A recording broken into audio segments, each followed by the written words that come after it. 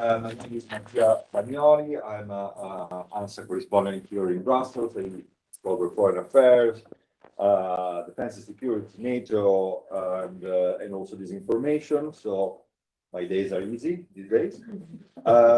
Just few words before we begin.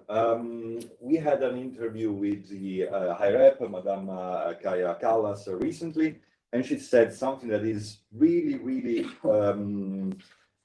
right on point on what we are talking about here today. This is the stakeholder meeting, i.e. in places of health and well-being. Why I'm saying this? Because she said, look, young people, yes, it's important to have a program for education, but what I'm worried about is the older generation, because they have a habit in which they grew up in an era where they gather news on TV or on newspapers. So the mindset is the news said this, so it must be true. If you superimpose that on social media environment, all hell breaks loose. And it's true, because my parents, they are now in their 70s. They are very intelligent people, very well read. They are lost. So, especially my mom, I have to say. So sometimes she calls me and says, oh, look, I've read this outrageous statement. Is it true? And it's like, oh my God, what the hell are you reading on? So this is a very timely event. How can we protect the young, but also the older generation? So to make a long story short, please save my mom. Now, we start, and we have a very good panel here. We have Brando Benifei, MEP, obviously, and he works a lot on the AI file. So thank you for being here with us. Then we have Giulia Carsaniga from DG Connect. Then we have Manuel Isaac. Where are you? Okay, good. Sorry, from GESDA. And then we have Anna Oliveira online, assistant professor at the Lusofona University. Gianmarco Passerini, I think he was there, yes, from IDMO. And Yiannos Tolias with DG Health. I cannot see you right now. Okay, over there. And obviously, well, doesn't need any introduction. So I just pass it on. So we have Alberto Domini, who's gonna say a few words of introduction. So the floor is yours. Well, thank you very much to all of you for being here. Thank you very much for the Solaris project to organize all of this. I came here from the GRTD, Research and Innovation, just to thank you on behalf also of my colleagues from the democracy team, and also from Paco de la Torre, Francia, who's the main policy officer for this project. Horizon Europe, that I remember everybody, is the funding scheme that funds also this project, among many others, but it's information about countering the the risks posed by AI and other technologies. So I'm not going to take more of the time, because, of course, I mean, I see that we have quite a few colleagues from the Commission, from the European Parliament, the rapporteur of the AI Act, and the colleague from the Innovation Artificial Intelligence Office. So thank you very much for this, and I'm going to be very happy to follow the discussions and also to bring back your voice to my colleagues. Thank you. Federica, you want to say a few words right now, or we just skip to?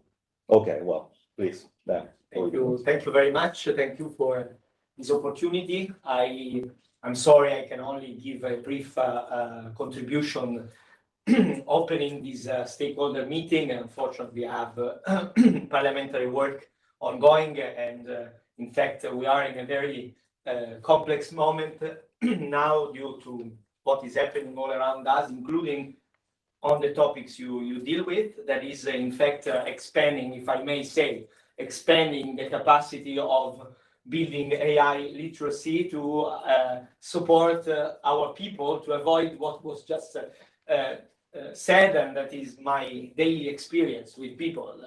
And in fact, I try to stress on the importance of the work we have been doing in the AI Act on the transparency of the AI generated content, because today,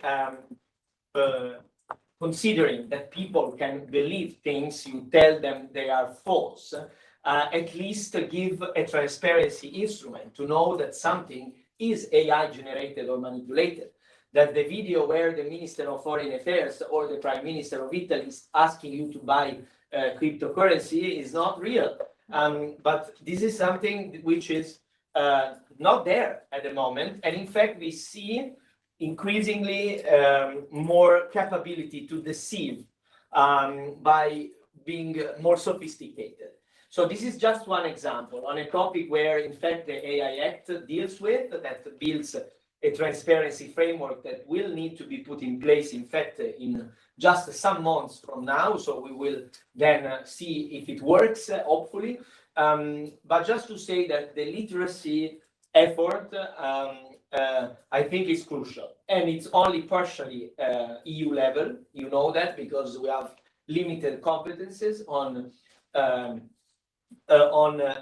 these topics at EU level. In fact, we can support through the EU budget, and we can push the member states to coordinate more. But in fact, we also need a lot of effort from the member states. And this idea of bringing the AI literacy, not only in the formal education context, but also in informal, or we can say parallel contexts, like the ones you also focus in this discussion, that is the health and well-being area. I think it's very important because, in fact, we need people to access the possibility to learn about being a conscious digital citizen, especially looking at such a frontier transformational technology like AI, with all the means and the situations possible. So including the area of health and well-being, transforming the delivery of the AI literacy into something linked also to the well-being of the person. I like the idea, I like this approach. I think it should be explored as you are doing with this project, because we need to find new ways apart from, I insist, the formal education, which is fundamental, and we are still not doing enough in that sense, to bring more possibility to build a consciousness and an understanding. In fact, the AI Act, and I conclude on this note, the AI Act is pushing in this direction to increase AI literacy in all the ways possible. But in fact, it's only you can say an address that is being indicated. It's not able per se to pursue this. It needs further actions, both at legislative, at budgetary, at policy, at large level, both at European and at national level. And to be frank, we are at we say in Italian, year zero, at the anno zero, we say. It means we are really at the early work on this. And I think, and I conclude, that you are doing a very valuable work by working on this, because in this moment we perceive, unfortunately, I think a bit too superficial push to just stop any form of acting on putting rules around AI, which is in fact also making people learn more about how to use AI correctly, and also make the rules be respected, because you know that. You know what is prohibited, for example, because we prohibit some especially dangerous uses of AI in EU. I just come now from the meeting with the Commission on the prohibited use cases that are just entering into force, and so we are monitoring the start of the application of the rules. And so it means that you need people to be aware and to learn and to understand. And in fact, in the health and well-being area, AI can be used for very, very good objectives, extremely positive for people, and also it can be used in a bad way that can cause a lot of damage in a very delicate area like the health and well-being. So in this context, where we have a strong debate on what should we do, and I insist that it's okay to simplify, to simplify access to data, simplify bureaucratic burdens, but we still need rules to avoid that for example, in the health and medical context, a doctor is using a system that is not well trained, and then this will be affecting badly the patient. But we need more literacy, we need more training in every context, and more consciousness So thank you for your effort. I think we need to work in this direction, and I thank you also for having given me the opportunity to do this small address. Thank you very much. Thank you very much. Right on time, so even better. Thank you so much for that. So, yes.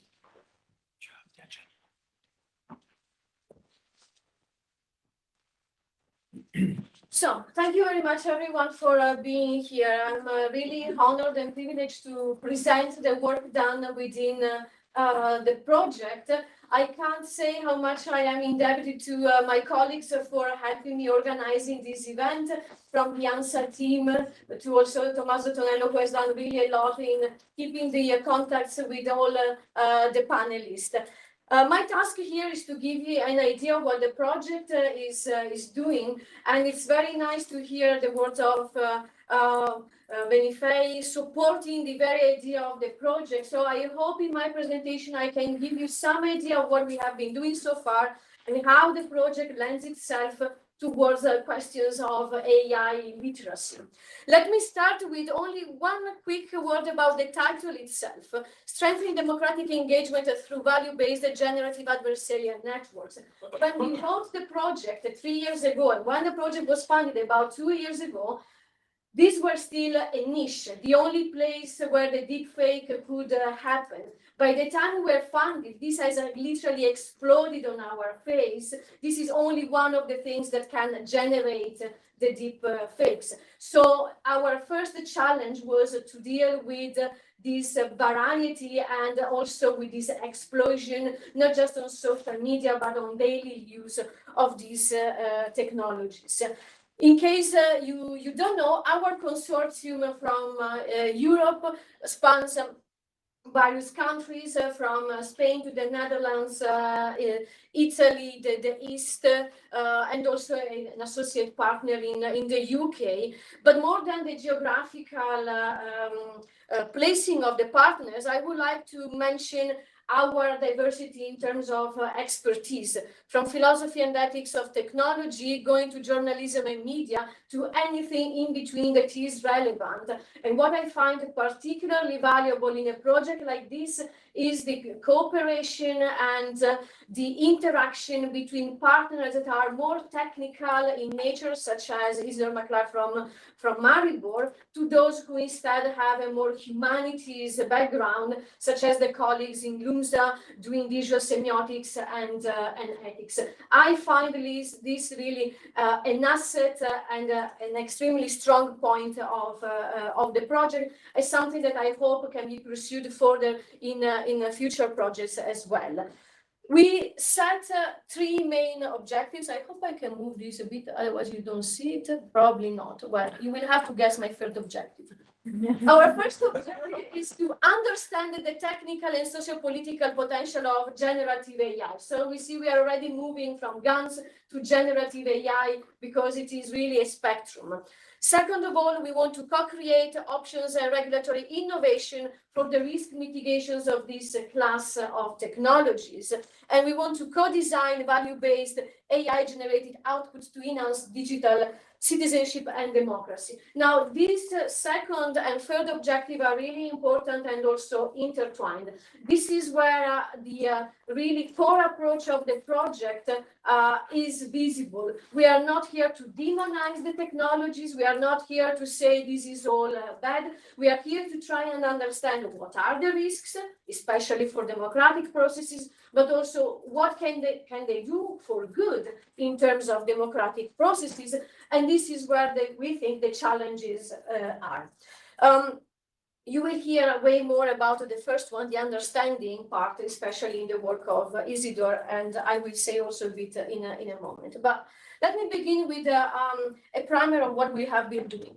A lot of attention has been given to the artifact, the product, the deepfakes. Every one of us has been exposed to these videos, pictures, some of them quite funny, some others worrisome or dangerous. The point is, in the beginning, we thought they are pretty bad, but they are funny or something like that. So there is time until we worry. And we thought that's not the case. And this is what we have been showing in our use case one. The first thing we have done is really applying some solid humanities perspective and trying to re-elaborate understanding the product, the deepfake, not just as an artifact, but as part of what we call a socio-technical system. So whenever you think of a video, a deepfake, you don't have just to focus on the video itself. You have to look at the broader network that make this video possible to be there. There are developers, there are those who distribute them, there are those, there is also the target, and then there is the online circulation, and you don't see behind this screen, but there is the user reception and the public discourse that is being created. So just focusing on the video or on the picture and the quality of it is not sufficient. Because for one thing, the quality has become very good in very little time, and it will improve, because at some point people said, yeah, the video is better, but the sound is not good. How they mimic the lips is not good. You know, this is coming in matters of weeks. So this is not the right approach. The right approach, we think, is to think in terms of this network. And Isidore will tell you more about this. Our first use case was to build a psychometric approach for measuring the perceived trustworthiness of AI-generated content. So we have run empirical studies on this, and surprise, surprise, it is not just the quality of the video that matters. This is really spoilers alert, but Isidore will have way more to say about it. Now, in the second use case that we are going to run in a few months, we will focus on this part of the network, which is the policy, legislation, and intervention, and the online circulation. Again, you don't see that one, but we are trying to understand what happens in that part of the network, what are kind of the measures in place, for instance, to block the circulation, what mitigations are there, measures are there in order to stop something going viral when it is already circulating. And our third use case is really the one that focuses on the idea of AI for good. Here again, you can see it, but it is again the online circulation and the public discourse that we create. And what we will do is run co-creation workshops with citizens to understand what they might perceive as positive content and also positive messages that can be generated through this.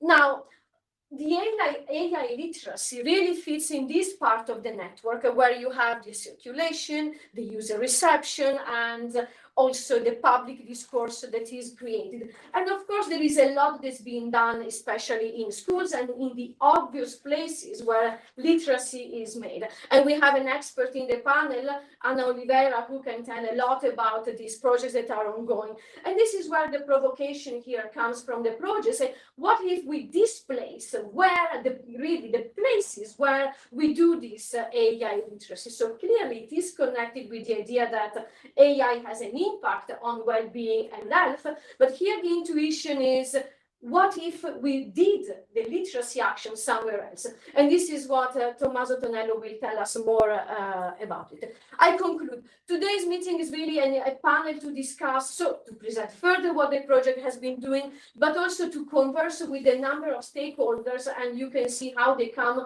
from different places, precisely to see where there is scope to pursue a bit this idea of where to do the AI literacy. And with this, thank you again, all of you, for being around the table with us, and I think we can move on with the next step. Thank you. Yes, I have the other slide, so we can just, yes. Right, good. We now, on my schedule, I have Oliveira. Yeah, okay, are we online, connected? Can you hear us well? Yes, okay. Yes, can you hear me well? Yeah. Absolutely, loud and clear. Great. Please. Can I share my screen? You can, I think. I can. I think she can. In principle, yes. Technically, I have no idea how. No, I think I can. Just give me a second, please, because I think it will share.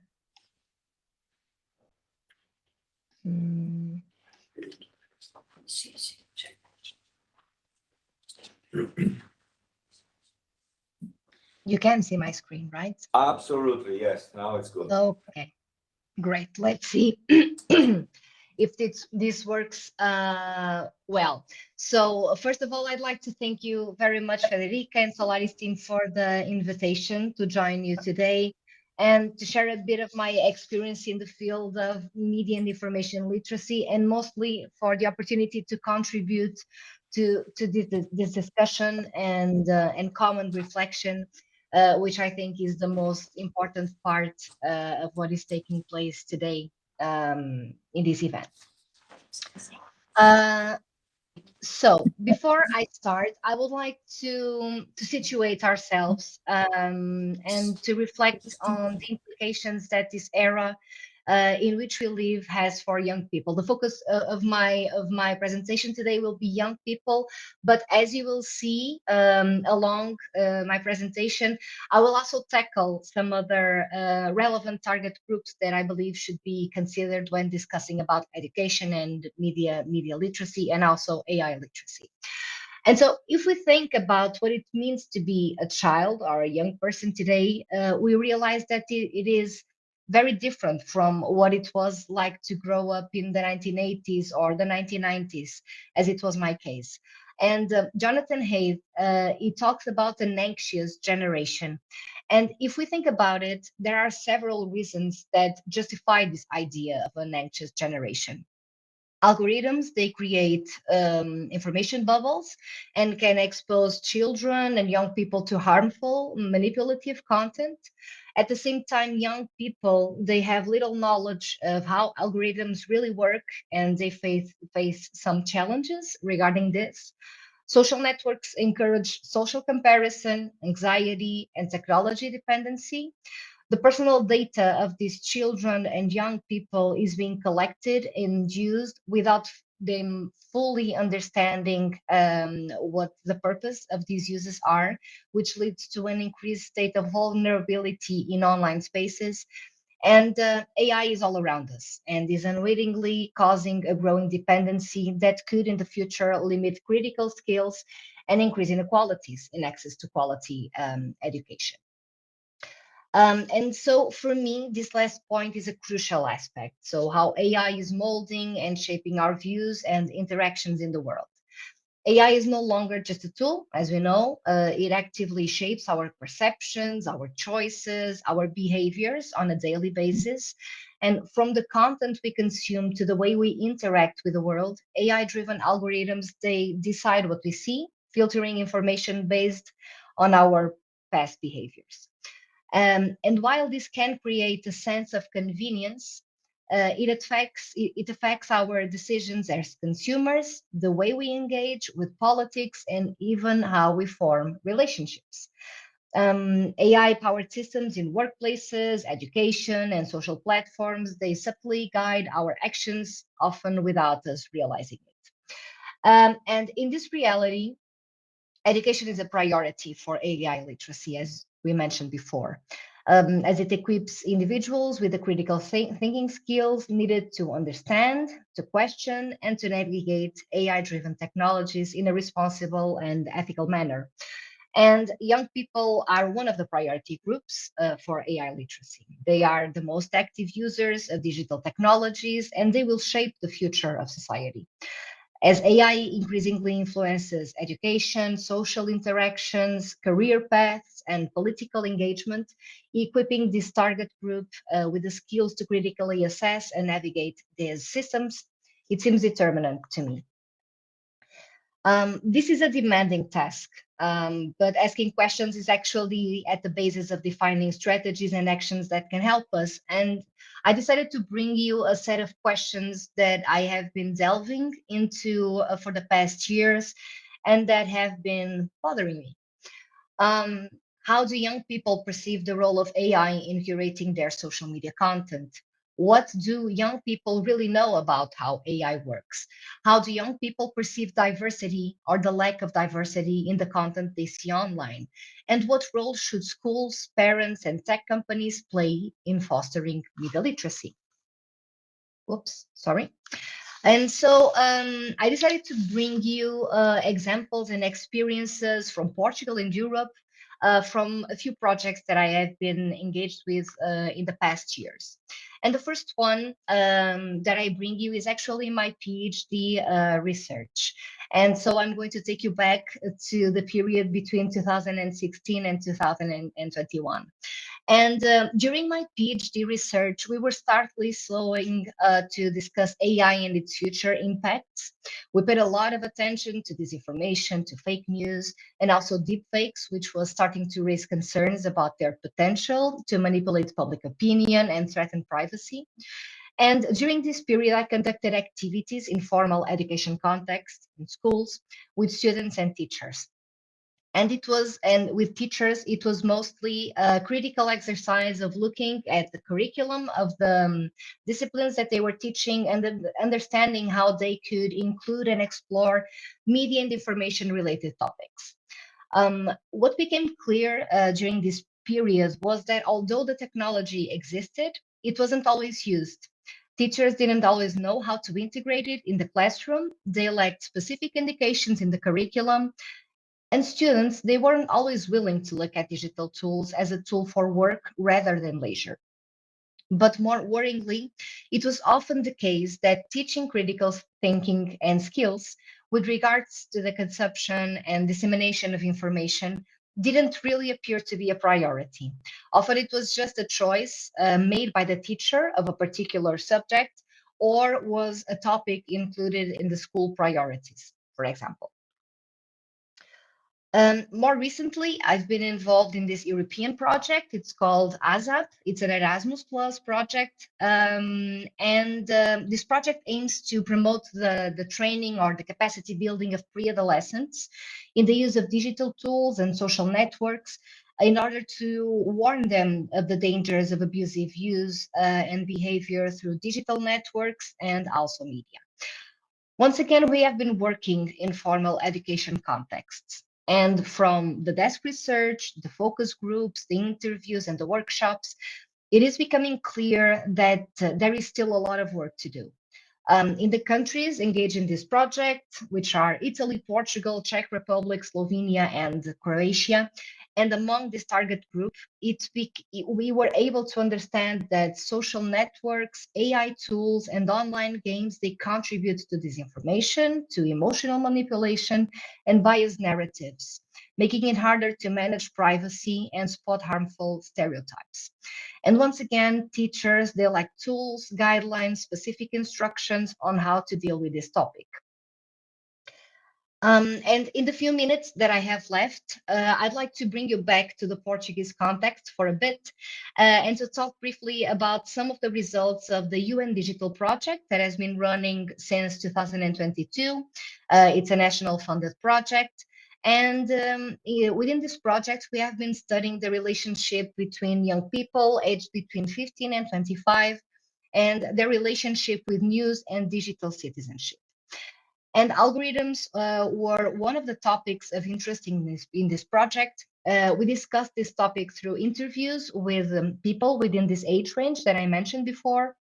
And what we understood is that for some young people, algorithms that display personalized content, they add some kind of sense of convenience to their life, while others recognize the potential negative impacts of these algorithms, particularly when it comes to politics and democratic engagement.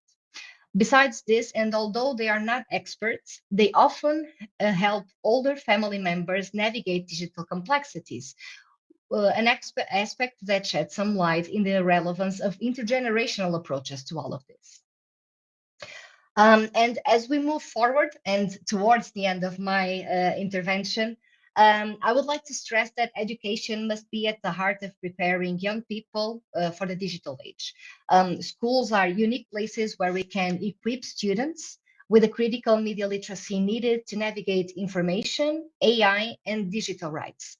And while European regulations, they are providing ethical guidelines, it's within schools that these concepts must be integrated into curricula to ensure teachers know how to approach these topics and youth understand their rights and responsibilities. Frameworks such as DCOM 2.2 or even the Digital Education Action Plan, they stress the urgency of promoting media and AI literacy, and they are extremely relevant documents. But schools remain the foundation for empowering students to become responsible, informed digital citizens. And to make this happen, we must prioritize professional development for teachers, equipping them with the basic knowledge to understand technology and the tools to teach these essential skills. And I also believe that tech companies must also contribute by creating resources and actively engaging with education, which is something that is part of their responsibility towards providing safer platforms for everybody. So I'm an optimist, and I would like to leave this as a final note that I believe that together and by engaging all these stakeholders and all these different parts that have a responsibility in this topic, we can ensure that education is actually the key to shaping a responsible, informed set of new digital citizens. Thank you very much. Thank you so much, Professor. Again, right on time, and I hope you're right with your optimism.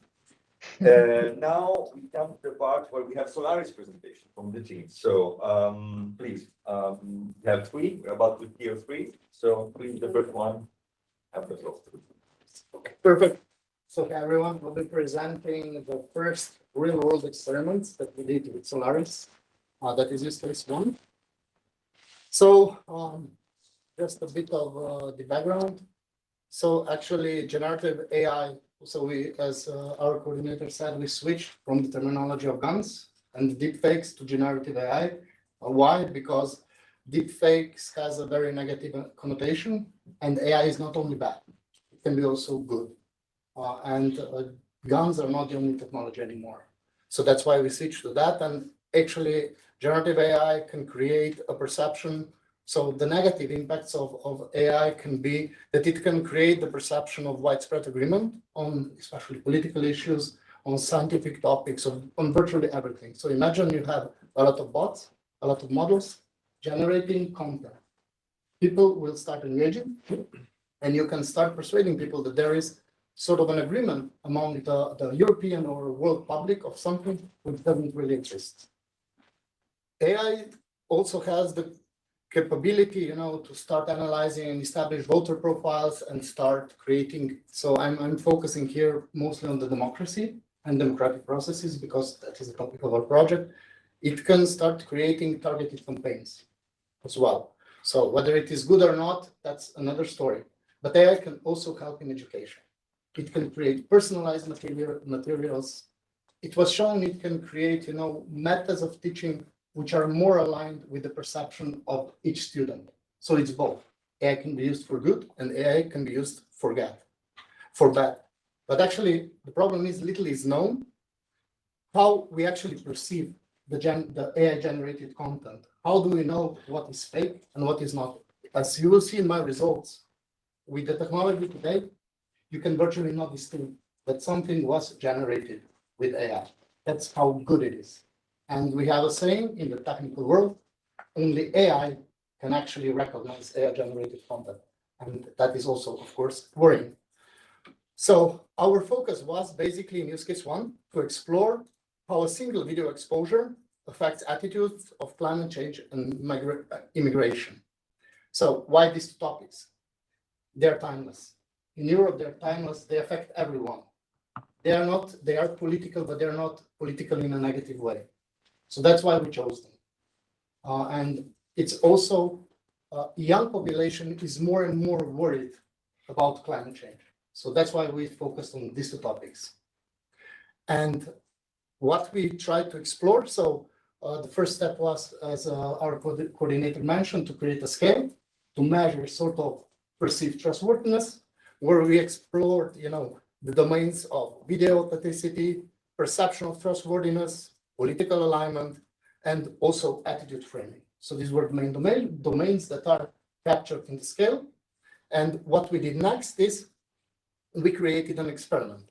So we created 6 videos, 6 videos per topic.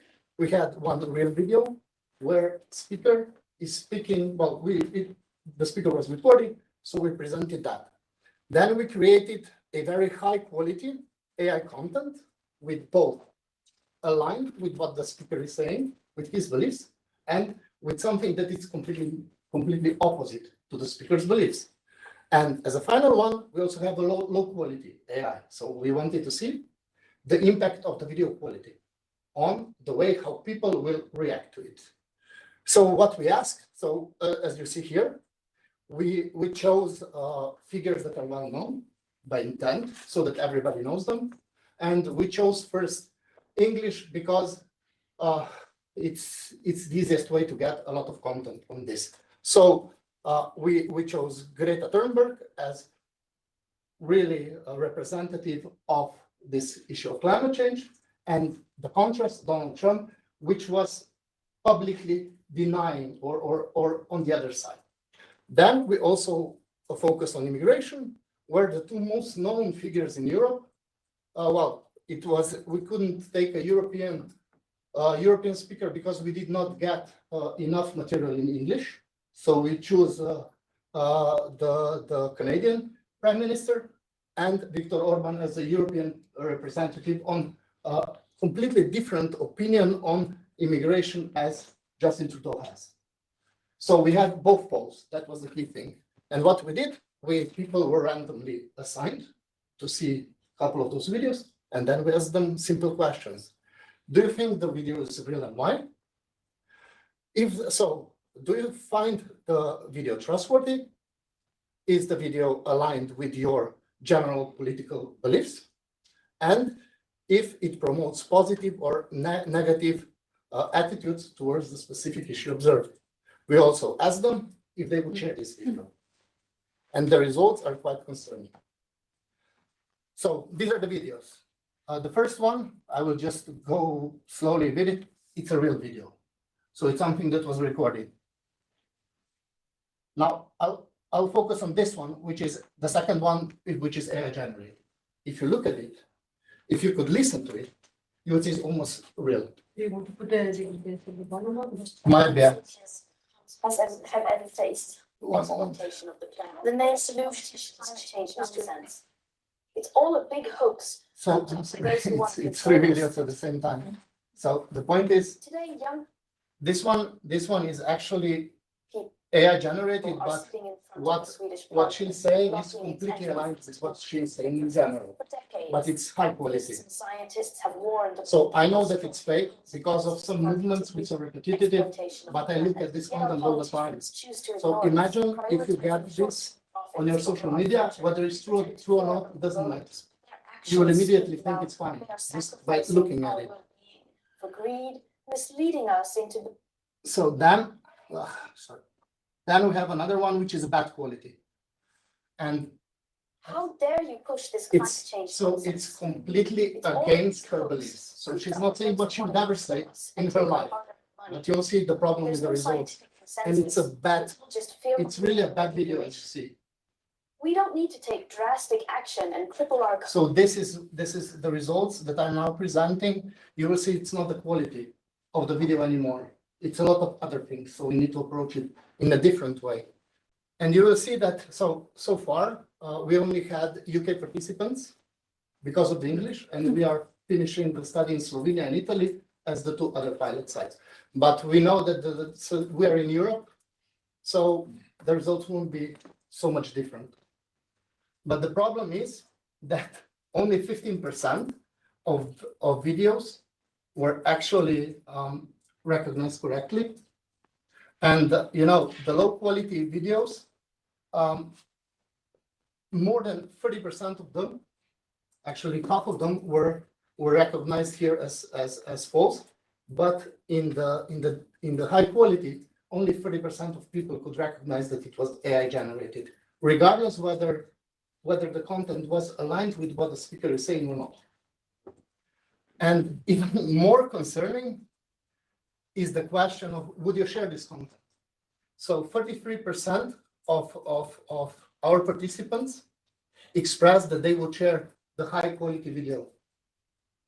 And 30% expressed that they would share the bad quality video. So even the bad quality video, a lot of them would share it. And the main, the main risk factors, or let's say, so through which we could perceive whether they were shared or not, elements were perceived trustworthiness of the deepfake content itself, perceived trustworthiness of the presentation, so the video quality, positive opinion about the person in the video, which matters a lot, and then higher social media use. So the more they use social media, the more likely they are to share. So this comes to our younger generation, where we have a problem of too much use of social media. Yeah, luckily, as also the PM said, key thing is literacy, and also we found out higher media literacy significantly decreases this risk. But we can do it in schools. But imagine that a lot of population now is not going to schools anymore. So we need alternative ways, actually, and this is also my concluding thought. We need alternative ways to help citizens to live in this world. Because European Commission placed a lot of effort also in fact checking, but it doesn't work because it's not about the truth, or it's about how we perceive it. So I think that the next step, it's not to combat. Of course, AI is perfect if it was global. You have to understand not all content comes from Europe. So we will protect ourselves and we will abide by AI Act without a problem. But people are receiving content from outside Europe. So we need something else to help citizens to recognize, and to create an opinion and to understand that AI is good, but AI is not all-knowing, and AI can be dangerous as well. So that's my thoughts. I hope I was on time. No, it's very interesting and very scary. My mom is definitely in there. By the way, that was Isidore Blagar. I'm sorry, I forgot to present you. And then we have our second panelist from the Solaris team. It's online, Roman Lasset. Please, the floor is yours. Thank you. Can you hear me well? Yeah. Perfect. Thank you. Thank you so much for having me, and thank you for making this possible online. So I am Roman Lasset from the European Citizen Science Association. We are an NGO based in Berlin, Germany, that specializes in engaging the public in research with the goal of making science and research open, inclusive, and accessible to everyone. And as part of the Solaris consortium, our role is, as Federica has said, is to organize those co-creation workshops with citizens on the topic of generative AI for good. So I will just very briefly introduce our approach here. Can you please change the slide? Thank you. So why are we doing this? So as we have explained, our Solaris is mostly focused on harmful deepfakes and mitigation strategies. But this use case takes on a different approach. We explore how AI-generated contents could have a positive societal impact, enhancing democratic engagement. So by participating in the workshops, citizens will gain first-hand experience with AI-generated content, helping them reflect on how deepfakes are created and used, which is a key step in strengthening their digital literacy. And ultimately, the citizens' insight will help us shape our policy recommendations. So what is our focus? We start by discussing whether this idea of generative AI for good is desirable to participants.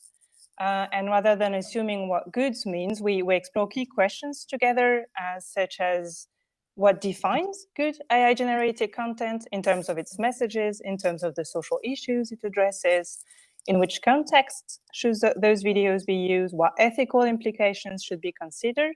And to guide this discussion, we use the United Nations Sustainable Development Goals, the SDGs, such as gender equality, climate action, or good health, as a kind of shared reference of what good means. And the goal is to explore how AI-generated content can raise awareness on these issues and therefore support the SDGs.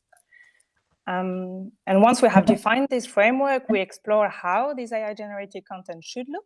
So we discuss different formats, such as a deepfake of a real person versus an AI-generated avatar, a character speaking directly to the camera, or even a voiceover. So to support this discussion, we are preparing example videos, such as a deepfake of Marie Curie presenting her work and the challenges she faced as a female scientist, and a deepfake of an interview with her granddaughter, offering different perspectives.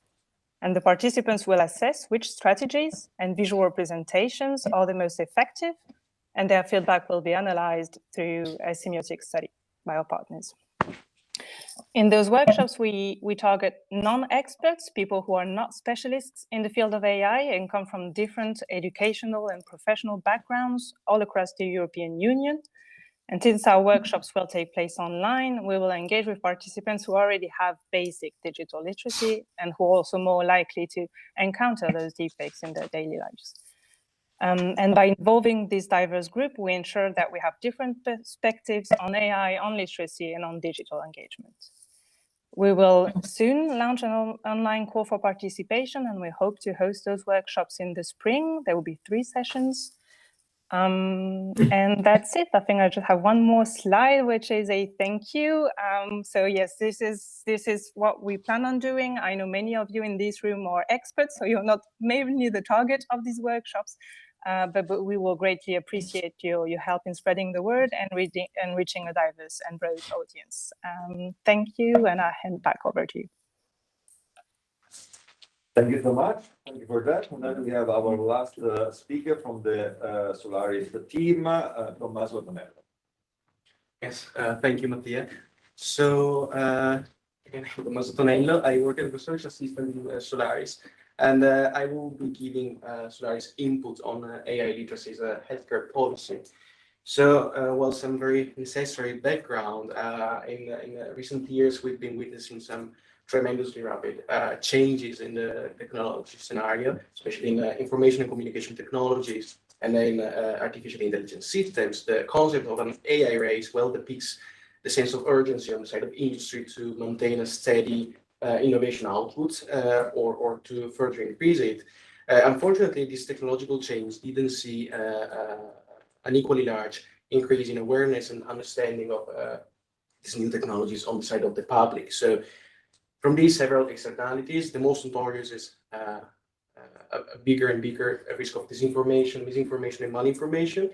There is also a problem of overload of information. So digital citizens do not really have the ability to tackle the enormous flow of data to which they're exposed to on a daily basis.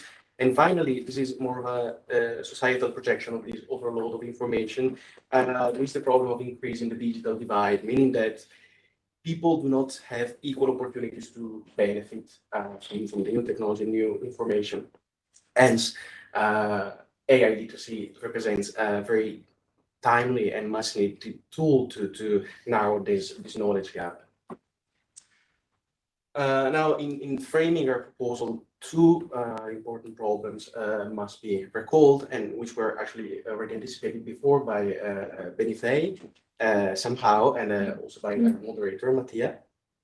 First of all, the so-called legislative gap, meaning that regulations is like it was following a different calendar than technological output, so they move at different speeds. It's a very time-intensive process regulating technological change, and it's not always as effective as we would hope for. At the same time, we have very heterogeneous social groups, meaning that different groups in society may change for educational level, income, cultural background, but there is also a within-group variation over time. So as Mattia's mom is aging and she needs to engage with new concepts, her group, her whole social group faces the same problems. So the 2 needs at this point would seem to be having regular updates on what's going on at the technological level and being able to address a wide and diverse audience. Now, hospitals and the basis of healthcare seem to be a natural candidate for this, meaning that everyone needs to go to the doctor, notwithstanding their social demographic background, and they will need to do so multiple times throughout their lives. So this would satisfy the requirements for regular updates and being able to reach out to a very wide audience. Moreover, connecting with what Isidro was saying before, this would also allow us to achieve lifelong learning targets, meaning that people this way would be able to engage with new skills and learn new concepts throughout their whole lives. I'm almost done. So if only things were that easy. The thing is that technology will have a double role in this. It will both be the tool through which to implement AI literacy and lifelong learning objectives, but at the same time, it will also present a case study on which to test the goals we aim to achieve. Now, I think this well connects with the Solaris objectives that Federica was presenting before. So we were very much keen on tackling AI misinformation, and indeed AI literacy is the most prominent tool to do so. And we also believe that through lifelong learning, indeed we could critically improve the environment, well, the digital environment for citizens and their ability to engage in the democratic process. Thank you. Thank you. A good round of applause for and that concludes the first section of our day here. Now we go into discussion. This is where the other half of the room is here for. So, right. I think I'll start with you, Ms. Carsaniga. The European Commission has been called into action a few minutes ago. So I would like to ask you what kinds of AI literacy programs is the European Commission AI Office specifically considering, and what would make these AI literacy programs distinct from the digital media literacy program standard that we already have at the moment? Yes, thank you. Well, the AI Office has been looking at AI literacy most recently, especially in the context of the AI Act, and this Article 4, which was already mentioned also by Benifei, and which entered into application at the beginning of this month. And Article 4 is directed at especially providers and deployers of AI systems who need to ensure a sufficient level of AI literacy to their staff and also to anyone who is affected by their system or is using their systems on their behalf. With this in mind, we have been working closely with the stakeholder community of providers and deployers. We had the first workshop in December with them to understand their views on the topic, the challenges ahead. In a second step, we have gathered some practices that are ongoing already in organizations to foster AI literacy. And we have made available some of these practices already in a living repository, we call it, because we would like to update it recurrently with new cases so that we really foster the dialogue on this topic, knowing that there is no one size fits all for AI literacy. And tomorrow we will have actually a webinar as well to launch this living repository and to talk about Article 4. We, of course, also work closely with other units that deal more with media literacy.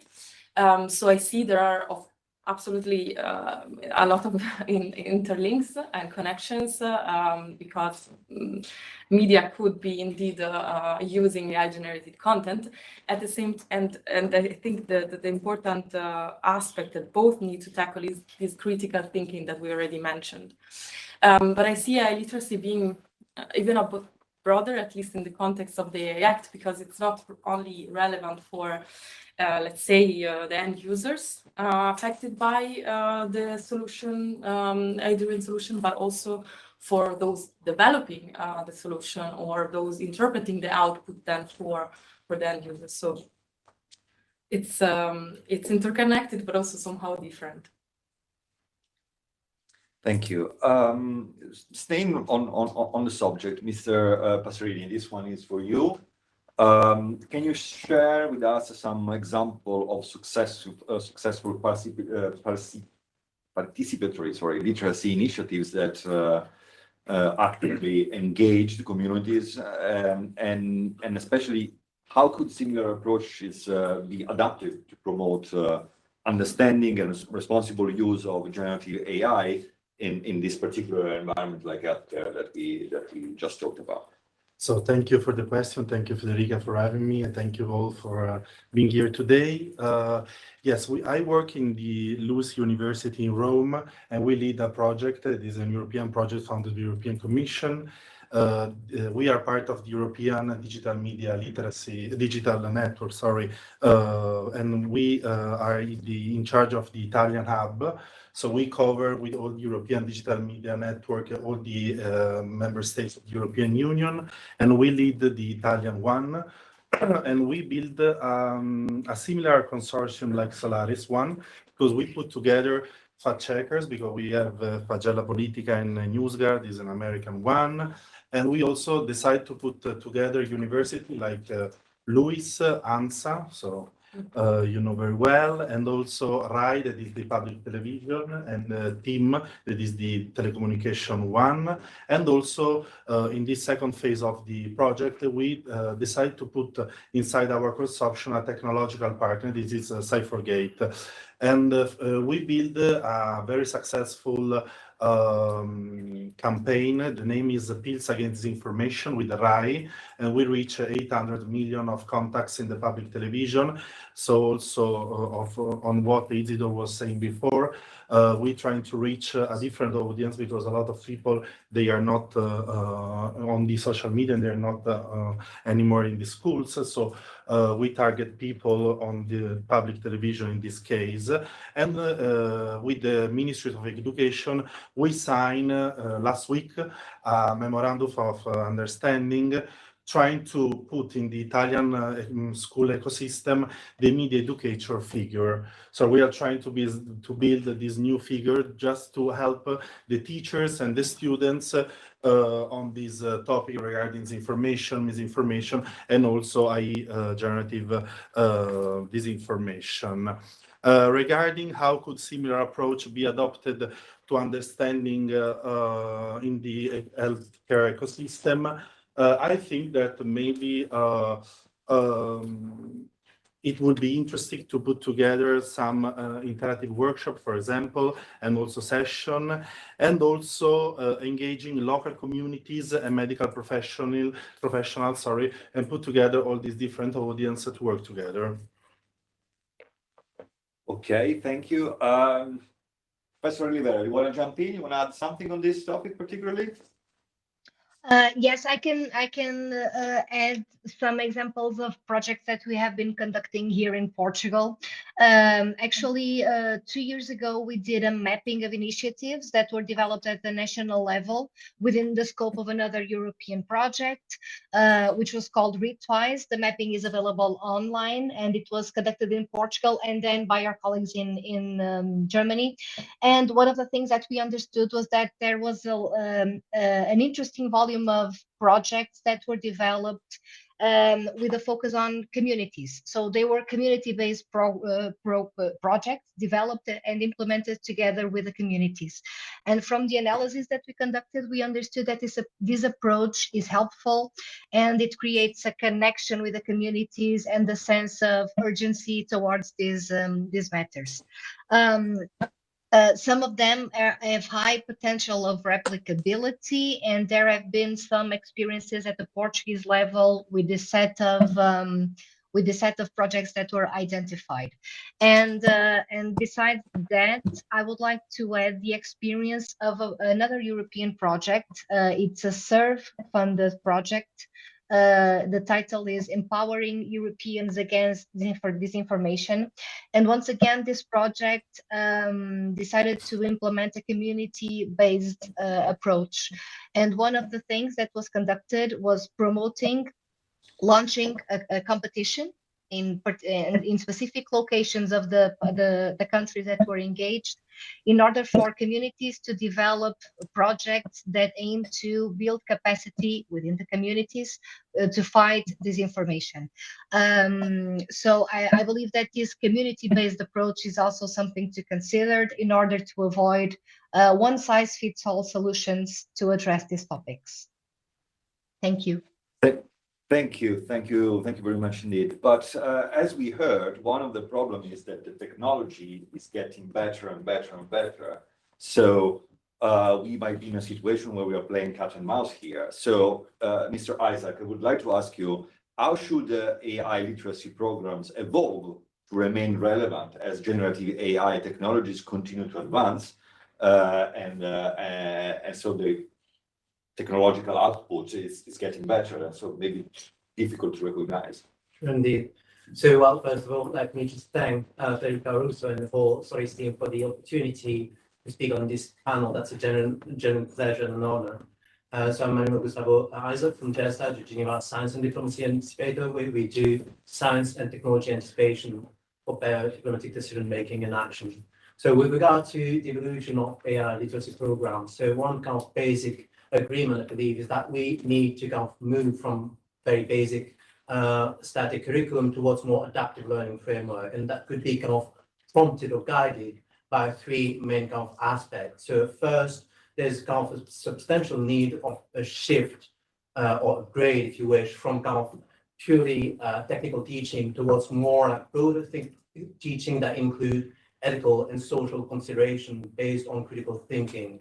So for instance, it's not only about kind of being able to detect or recognize AI generated content such as deepfakes, but also to maybe evaluate the potential implication on democratic discourse. So that's the first aspect. The second aspect is that there's certainly a critical need for more modularity and ability to frequent update in order to fit the user's need while being kind of able to evolve as technological capabilities advances. And that could be perhaps done or achieved through AI-driven learning tools that would be kind of able to evolve dynamically as technology unfolds and progresses. And lastly, and maybe most importantly, and that's I believe also at the core of the Solaris project, there's also a critical need to incorporate hands-on experience, or you can call it, if you wish, experiential teaching, where people basically experience generative AI tools firsthand in order to understand more kind of directly the capabilities and limitations, such as it has been kind of alluded to in terms of co-creation of value-based Gen AI content. That's something that needs to, or that should be considered as well in these strategies. And the expected upshot of such an approach would be to build both a foundational understanding of these systems along with their broader integration into what Federica called the social technological setting, in order for people to be more knowledgeable in that regard. And maybe a key question we would like to kind of keep in mind while doing so is that if AI is a tool, or maybe as Anna Oliveira put it, more than a tool, we would like to kind of always remember who is the user, what stages they have. Are they active user or more like passive user, as they call it in the Act, the affected people, and for what purpose that tool is put to use. And it's not only a matter of scale when it comes to AI literacy, but also of building some kind of quite user-centric personalization that is essential to this update of the programs. Thank you. Now let's get into the thick of it, because one of the elephant in the room we haven't touched yet is how the platform are approaching, are treating the AI literacy without the platform. And when I say platform, obviously I'm implying the social media. Obviously, distribution is a big thing. So my question here really is how helpful they are, and in light of recent announcements to actually roll back the fact-checking services, and at this point it seems only in the US, maybe in Europe it will come. I don't know, we'll see. Mr. Passerini, for maybe this one, if you want to take it first. Thank you for the question. I think that the recent reduction of checker on certain social media platforms like Meta, for example, raises concern about the availability of accurate information for the users. But I think also that fact-checking in the first phase was successful, and then some type of problem began to be more bigger. So we in our consortium, we have fact checkers as was I mentioning before, for example, Pagella Politica, and we are working with them like to just to like redesign the activities of these partners. For example, in this second phase of the project, Pagella Politica will create for us like fact-checking pills to put on our social media platforms, just to like in a new illiteracy way, not just fact-checking a typical journalistic way. But I think that is important, raise also the importance of independent initiatives like IDMO, for example, and also a focus on the literacy, working straight with the researcher and put together, and also we ask to the platform that they should take measure in AI literacy and transparency policies for AI generated content. And as a researcher, we also ask for the data access to the platform because we don't have any more the data access. But this is a big issues for the researcher. This. Thanks. Does anyone else wants to add, stay on this topic, add some personal experience on this? Okay. But Mr. Tolias, I haven't forgotten about you. I'm coming right now. Would it make sense then to hold developers or platforms accountable for the health impacts of AI generated disinformation? What legal challenges could arise from doing so? Is it something that is possible in the end that's possibility that is likely to at some point tackle, or is that totally off the question? Yeah, thanks for the invite. Indeed, liability, I think it's also topical, considering also that in, as you may know, before Christmas in December, the new Products Liability Directive entered into force, which could be relevant because it includes, actually it was amended, also consider new technologies, including AI.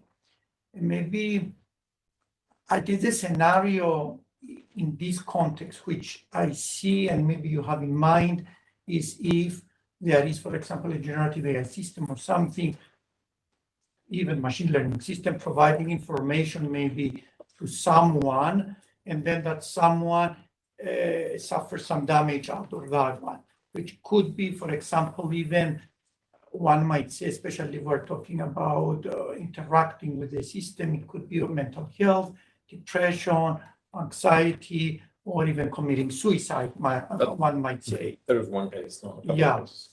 So I guess in that context, of course, there's different contexts, but just to keep it a bit more concrete, I guess in that context, you would be able to bring a legal action against the developer. First, let's see a bit how, of course, I will give you my own interpretation, my personal interpretation of the legal situation.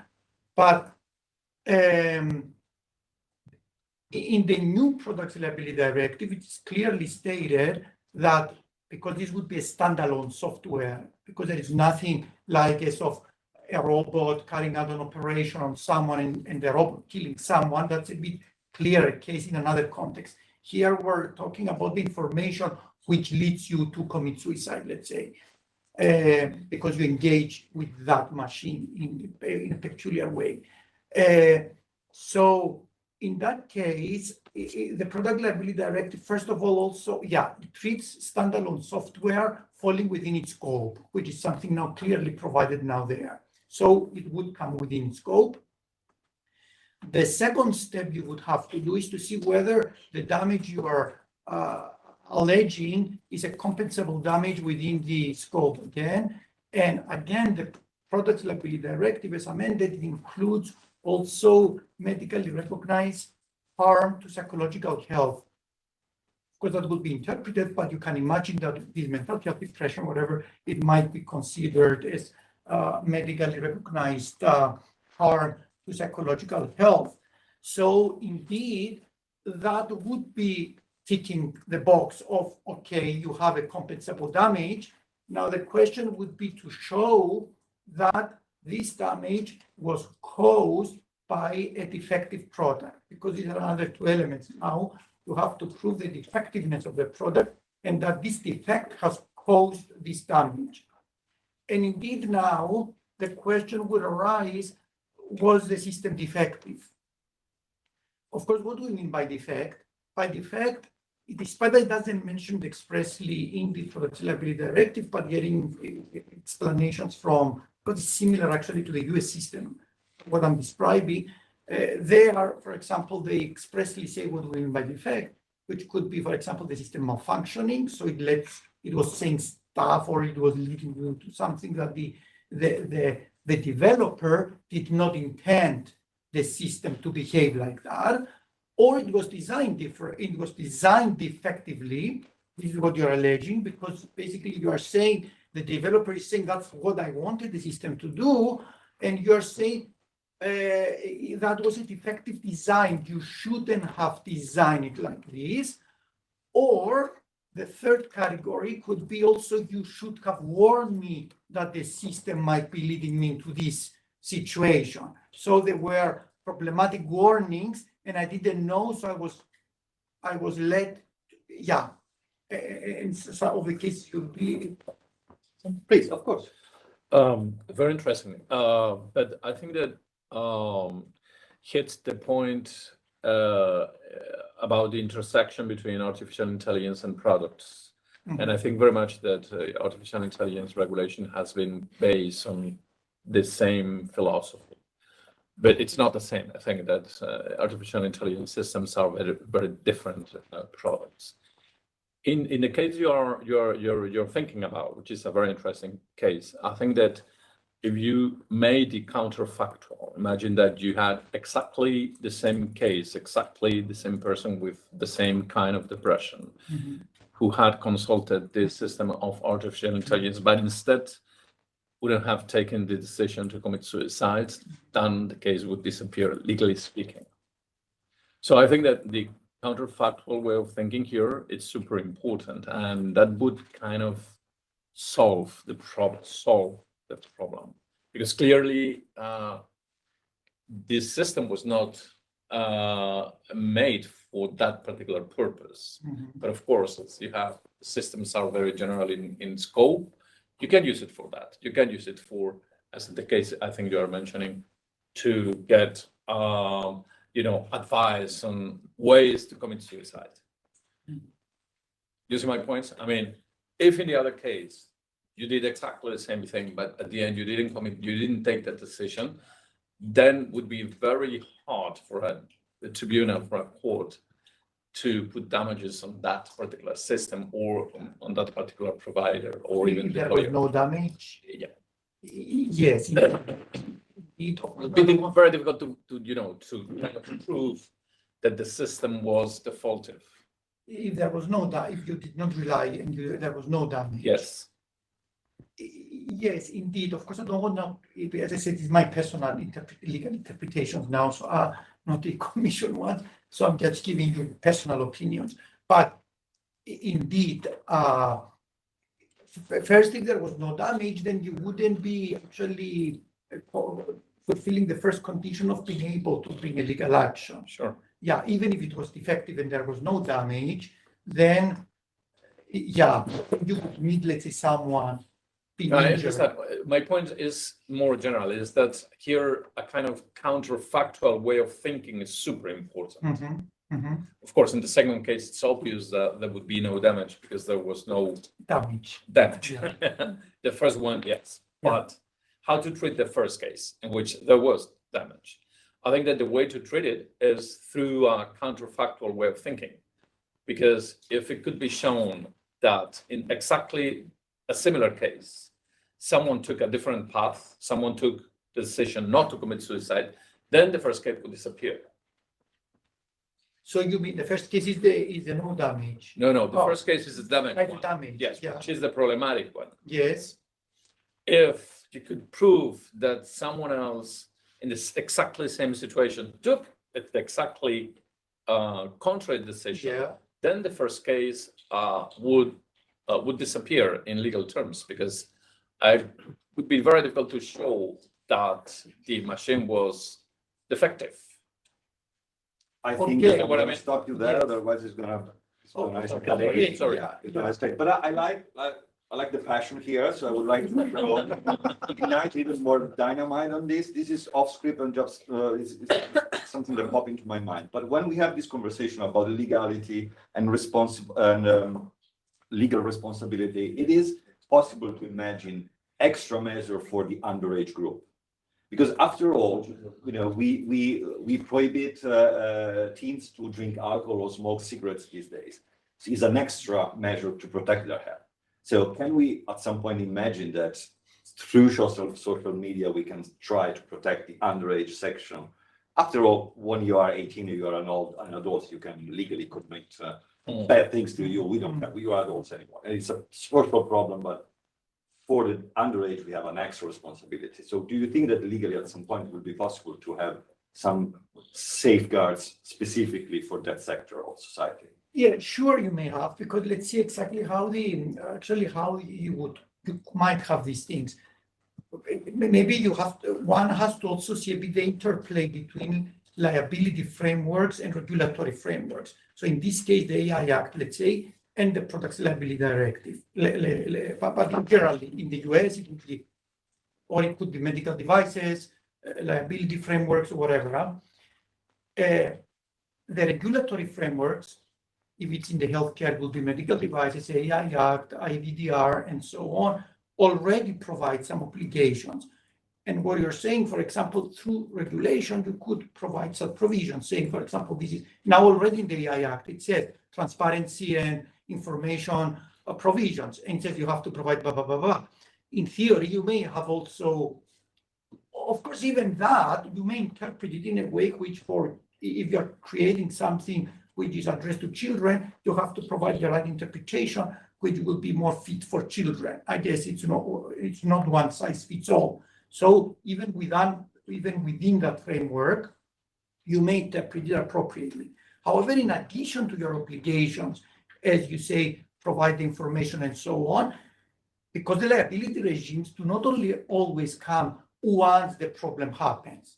If I'm a developer, in order to avoid liability, I will think of my obligations, and because I don't want to incur liability, in addition to what the AI Act provides, I will also think what my warning obligations are under the liability framework, and I will add on the obligations of the AI Act. So what you're saying, it could be either part of the regulatory regimes, AI Act, MDR, whatever. Even if it's not there, it doesn't mean there is no obligations, because the courts might come and say, you have this obligation of warning kids in a particular way, and this comes from the liability regimes, because under liability regimes, as I said, you could also sue the developer for providing defective warnings. So, and this is important to understand this interplay, because the developer cannot say, at least in this situation, but I provided the warnings in the AI Act, so I don't need to provide any other warnings. No, you can still continue. Say, no, you should have thought of the kids and provide these extra warnings.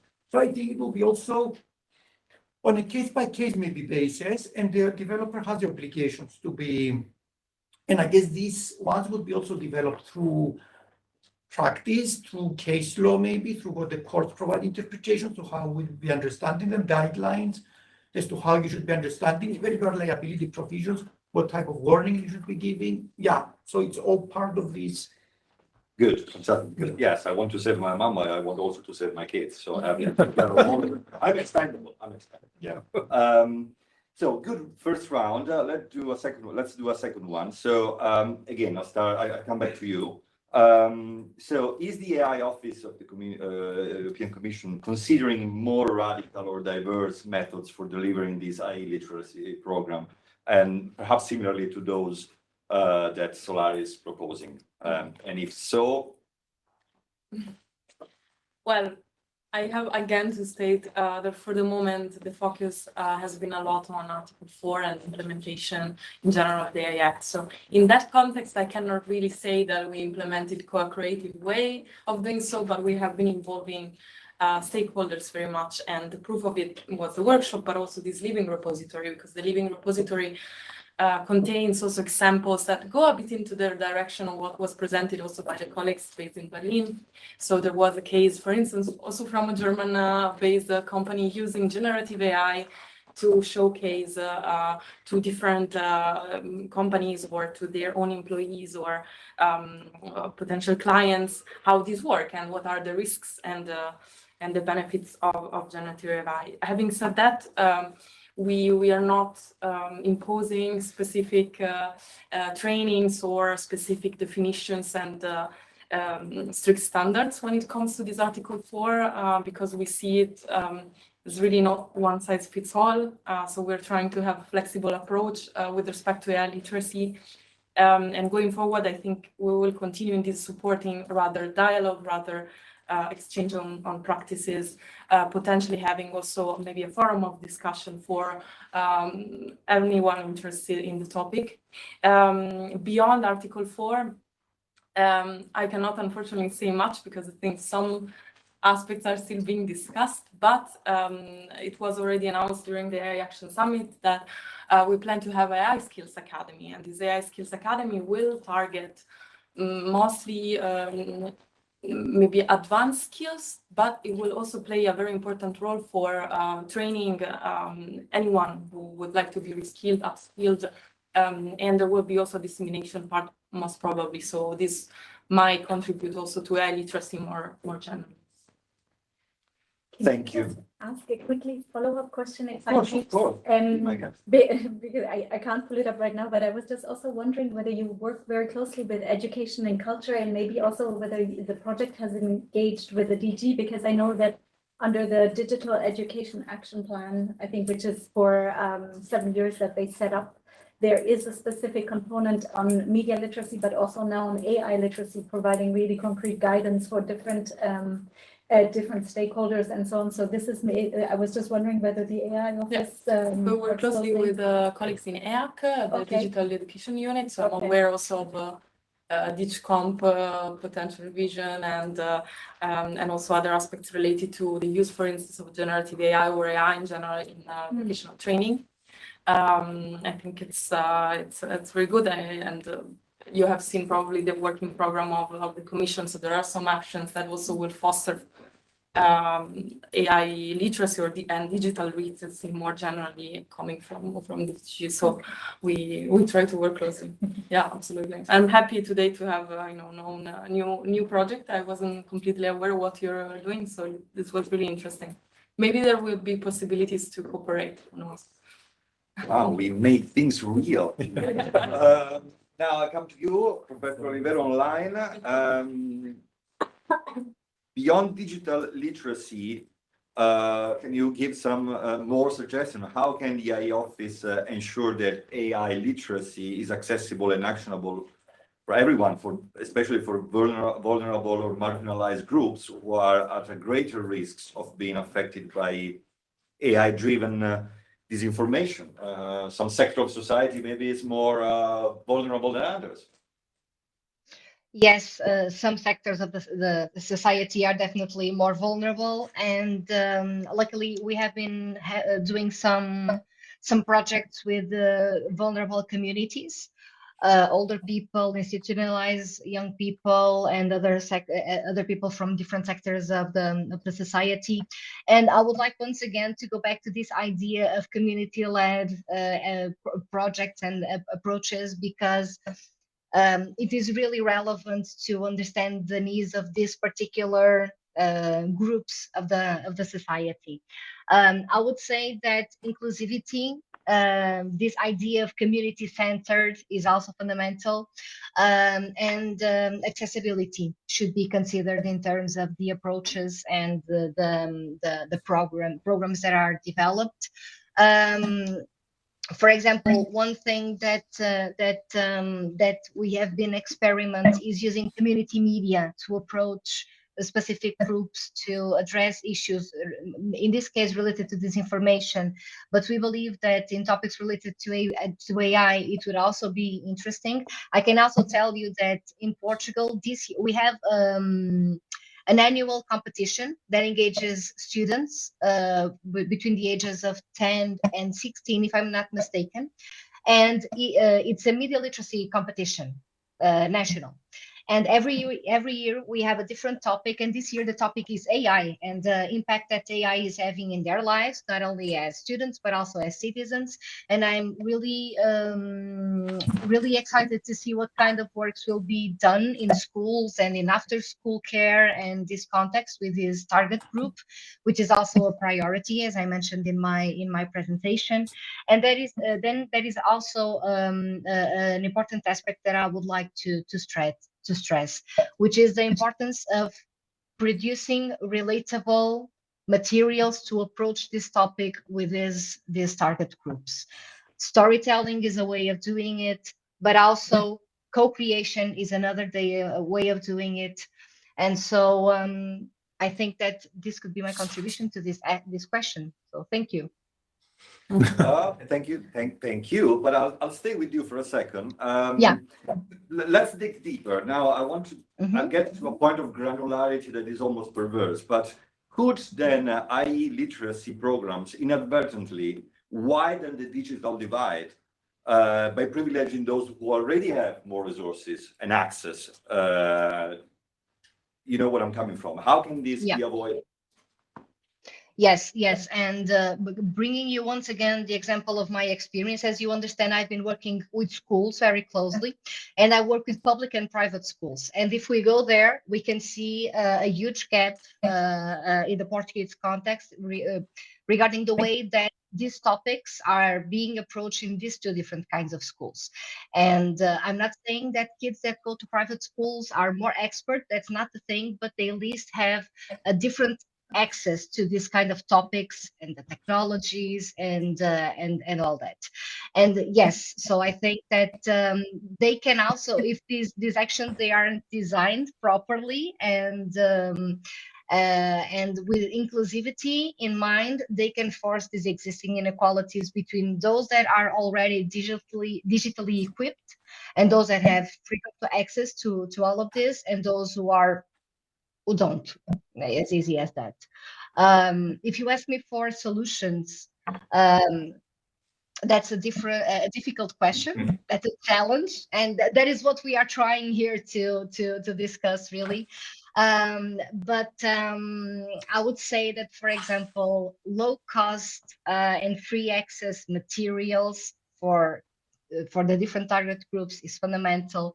There is a huge fight in Portugal regarding the use of mobile phones in schools, but I think that a mobile focus could help us tackle very well these issues within this particular context, even though it's not a generalized opinion, and not only in Portugal, at the European level, I would say. Then there is also the matter of online education, and the online presence is absolutely fantastic. I was able to meet you today because of this opportunity, but being together with people and also understanding the importance of addressing these topics offline or even in hybrid environments is fundamental. And then there's also the matter of cultural sensitivity and tailored content to address these topics. And I think that these small steps could contribute to not widen this digital gap that we have. Thank you. Very thorough indeed. Mr. Isaac, do you want to jump in, say something on the topic? It's a pleasure, and thank you for the opportunity again. So I think, well, as mentioned by Anna, we need some sort of really clear strategic communication kind of approach for AI literacy programs in order to avoid exacerbating existing inequalities. And that approach could kind of take into consideration the content, the format, and the channels. That's kind of very basic one-on-one approach in strategic communication. And with regard to the content itself, I think it should be kind of specifically tailored toward different demographics, as been mentioned, in terms of cultural differences, in terms of languages, not only the language itself, but it's registered to have kind of lay and technical kind of languages that are approached and that fits the differences in terms of levels of digital proficiency, and also accommodate obviously for people with disabilities. With regard to the former, I think it would be key to have a very kind of multi-mobile delivery of programs that combine both, of course, digital approach with more kind of traditional learning systems, printed materials, and also kind of most critically has been kind of addressed by a few times already in this room, the notion of kind of practical workshop, practice-based workshop. And I think there's a key kind of tricky aspect with the very kind of phrase of literacy here, is that literacy tends to be kind of text focused, whereas when it comes to AI, and the further they get embedded into larger systems such as AI and VR, we need to have a very kind of practice-based kind of consideration, only kind of literacy focus that's very kind of fitting LLMs and chatbots, but needs to be kind of updated maybe in that regard. And with regard to the channels themselves, and especially when it comes to kind of getting on board marginalized community, it would be certainly kind of critical to build on or leverage kind of existing structures such as kind of public libraries, community centers, and so on, in order again to kind of reach those populations that are not maybe kind of those more keen to use and kind of be kind of up to date with regard to the latest technological development, but nonetheless needs to be needs to be considered. And I think so. The wild dream here might be to have AI literacy being somehow accessible independently of any kind of socioeconomic status, education level, or digital access.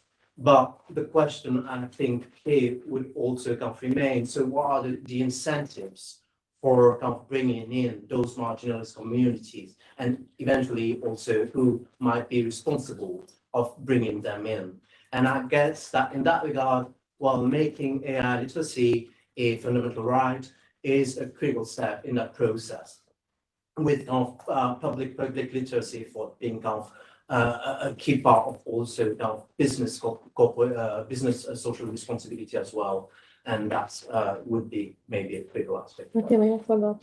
Yes, of course. I really like your last point, Manuel, for the following reason. When we started thinking about this event and put on the table the idea of where the AI literacy could take place on top of the usual places such as the schools, I think that's exactly the idea, to reach as many people as possible. And with the school, you reach out the pupils, but you don't know what happens with the families in the back. And perhaps also with the idea of Mattia's mom, I mean, everyone has to go to the doctor at some point, the elderly, the more junior ones in different capacities and in different places. So perhaps here the idea would be, if we have to offer healthcare to all, then AI literacy, if it is also for all, perhaps this is one of the places, not the only one, but that's kind of one of the driving ideas behind. So it really connects to what you just said. Thank you. I'll just have a follow-up on that. Is like, when we talk about this, we also have very much in mind the public sector. But what about the private sector? I mean, the private sector is out there. So maybe this is one of the things we should look at, is try bridging the gap here and try to maybe this is what we're onto something, because with this health sector and open new ways, but there are many others. What do you think? Maybe the two of you were engaged in this conversation. So I've been thinking about the vulnerable populations, those who will not be reached out by the usual media data, AI literacy programs. And perhaps, I mean, the health places is one idea, the public private kind of gap is another one. I think the conversation should be about the unusual places, the places that we haven't thought of, and then kind of they go a bit outside the scope of the programs that exist. And I am aware of the fact that this is I mean, it may be an interesting idea, but in practice is also difficult to implement, because what would be the funding scheme for a project on this? If they are so much per sector, then this idea would not fit exactly kind of the democracy scheme, not really the health care schemes. So where can we kind of break the ice of this? That's why we wanted to have around the table those who think about how to facilitate the research and the actions. You really go to the point, Mattia. Thanks for allowing us to follow up on this. That's one I thing. mean, Oh, can I say something about the private sector? I mean, I think you hit the point. I mean, it's not only for the public sector, but also for the private sector. But define who the private sector is. Is it Google DeepMind or an NGO? No, I mean, NGOs, for example. Yeah. Also SMEs, I mean, also the small companies that are 90% of our economy. Actually, the idea, I think again, this living repository, but the idea of making available some practices also from bigger companies, but also from smaller companies, also from the healthcare sector, also from the creative sector, is to try to have this spread approach and really target different realities. I think this is a beautiful idea of spreading the word beyond, and different types of infrastructures. And I think the European Union is funding a lot of projects from the Creative Europe, from the Digital Europe program that could help spread the word and the voice around this. The point is synergizing and really creating this momentum, not just from top down at European level, but really also local level, also with a complementarity of member states. So this is something that AI literacy is something that's brought up also in the AI board that we have always in the context of Article 4, but ideally it should be way more integrated. So colleagues in EAC should collaborate on that as well to really integrate in our daily life and not just indeed standard education, pupils, and but also the mama is important. Always the most important thing. Always. Mr. Isaac, again, sorry, I cut you off before. I just wanted to give you more time to elaborate how the EU can explore with different stakeholders to sustain long-term AI literacy initiatives following on what we just discussed right now. Yeah, I think it's exactly the follow-up to that. And I think we could have in mind a very multi-layered approach to this between the different stakeholders that are involved across the value chain. And you can consider that the basis you would have this very public-private partnership between, in that case, we wanted to be more specific about that, but in that case, the tech companies and maybe the educational institution, so that the programs themselves get updated as technology advances. Again, that idea of being flexible enough to accommodate for that temporal perspective. And also the education bit being about translating complex, technical sometimes concepts into an educational content that can be taken by the target audiences in this context. In the middle, you might wish to have all this citizen engagement that through participatory models in order to build content that's actually relevant to the users themselves. I think the relevance here is again key, and that addresses real world concerns, and also obviously as you're here to also play this role having trusted media outlet to disseminate the content that's created in an effective way towards target audience. And lastly, having the providers and the deployers, as the AI Act call them, being held responsible in implementing that considerations. And at the top of it, as you said, we couldn't envision broader collaboration between the different member states in terms of sharing resources as you do and best practices and so on. And the idea would be here really to have AI literacy being a key cornerstone of democratic life and behavior for citizens themselves. And a key challenge would remain nonetheless to ensure, as you said in your concluding words, the coordination of effort and actually that people are aligned with regard to the goal and the value they share, because they might have very different ideas in mind while still using the same word when they address AI-driven concerns. So that's something that could be kept into consideration while doing so. Thank you. Mr. Passerini, I want to enough script questions for you. You mentioned the media before, and also now we're just talking about the role of the media. You mentioned RAI, you mentioned Pagella Politica. So can you elaborate a little bit more on that? What could be our roles in all of that? Legacy media is a fashionable term right now. A little bit controversial, but Yeah, it's a little bit controversial question, but I will try to answer. And we think that the fact that the public television, for example, in Italy, decide to be in our consumption was crucial because we reach a broader audience. We reach also some political issues. We have a little bit of problem on this stuff, but we are trying to give to the citizens not the right or the faults of a story, but just to give them instruments to understand better the media ecosystem, also the IE ecosystem. So and also in this second phase of the project, ANSA join us, and we are with them working on training session for educational stuff for journalists and also for university students. So another different target. So with the RAI, we try to reach like the general public, with Tim and Luis, the high school students. And now we are working also with the Guardian Foundation to reach the younger child, like in the first high schools. And I think that this, okay, I think it's okay. I love to be the good guy here. Thank you so much. Again, online, Professor Oliveira, help me here to understand something.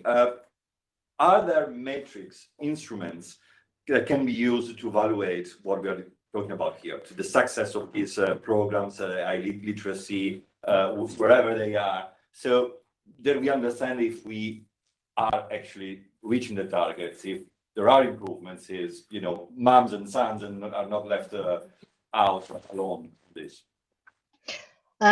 Yes, of course, there are a series of instruments and methods that we can, and metrics that we can use to measure the success of the interventions and the programs and everything.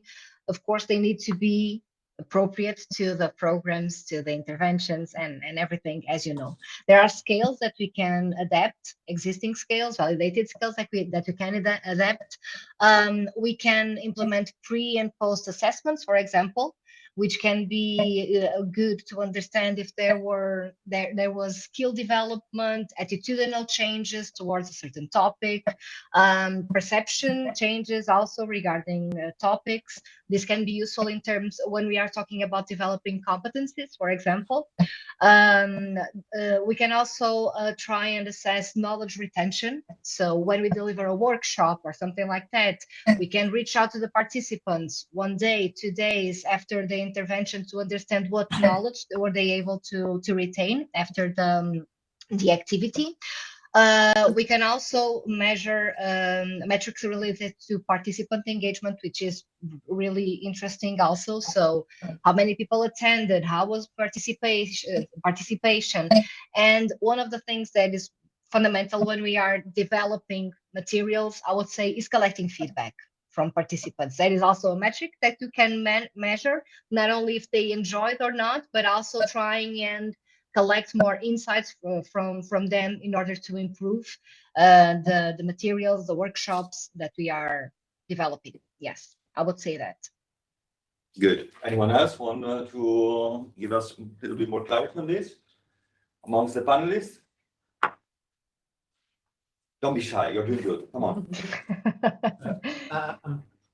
I'm happy to do that, and I would just would like to follow second Anna's point. I think there's that critical need of combining both the quantitative approach with more qualitative approach to these measurements. And well, there's of course on the quantitative side the outreach and engagement metrics that we like to draw on, as been mentioned by in terms of participation rate, completion rates, and so on.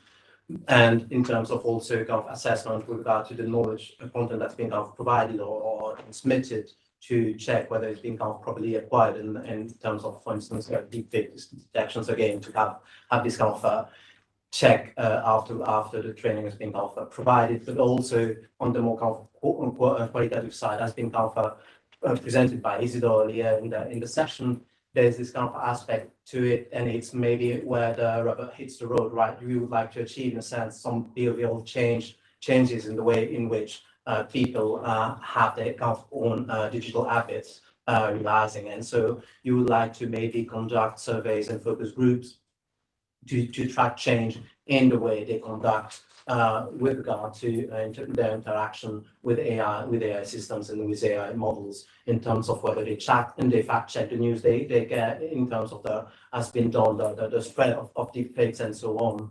And all that could be kind of also considered within the general kind of framing of a very more mid-term or long-term longitudinal approach, where you can see eventually whether AI literacy actually kind of leads to sustained improvement with regard again to people's digital behavior. And you might have, as been somehow conducted already, this kind of some sentiment analysis with regard to trust in the interaction people have with AI systems, with AI models, to kind of check whether AI literacy provides greater confidence in the way people interact with them. And in that sense, maybe this kind of measurement will also themselves contribute to the long-term empowerment, because that's something also you would like to achieve towards AI literacy programs of citizens and their democratic engagement, such as the way in which they can interact or reflect or contribute to democratic debates about AI policy that are about to be decided or implemented. These are my 2 cents on. Good. Were you? Yeah. Yeah, just to mention that I see we are also carrying out our own research actually of AI in healthcare, and we have another angle which I think it would be interesting to also know about on AI literacy, because we find AI literacy, but in another way through our research. Because I think a lot of the discussion also seems to be like, how do we give literacy to the people to understand the deep fake, to be able to assess effectively if it's fake, if it's not, and so on. Our angle in the area of healthcare, which was mentioned a bit, is that we see it also as positive AI. So we want to push actually AI. We want to scale up AI because we see there is a lot of benefits, prevention of diseases, diagnostics, treatments, management of patients, and so on. And we want to kind of scale up equitably that AI in healthcare. However, we also find out in our research that there is a slow deployment of AI, despite there is quite a lot of research and innovation. It doesn't really get down there. And now we carry out this longer project now to see why we have all these challenges and it's not uptaken even for the good purposes, like in healthcare. And one of the reasons, which was mentioned and we analyze now deeper, it was AI literacy, in the sense that because they are lacking the literacy skills, and now healthcare professionals, patients, nurses, and so on, it creates distrust in AI, it creates mistrust, not acceptance, and so on in AI. So they prefer their own way of doing things and not being able to understand if you don't, because that's also natural. If you are not able to understand something, you distrust and you don't want it. So in that sense, we're coming, I think, a bit from a different angle to make them understand AI, so they trust more AI and they know how to interplay with AI. So that's a bit our approach, just to give you another angle. Interesting. I think we are closing up rapidly to the hard stop that we have, and I think the room is booked.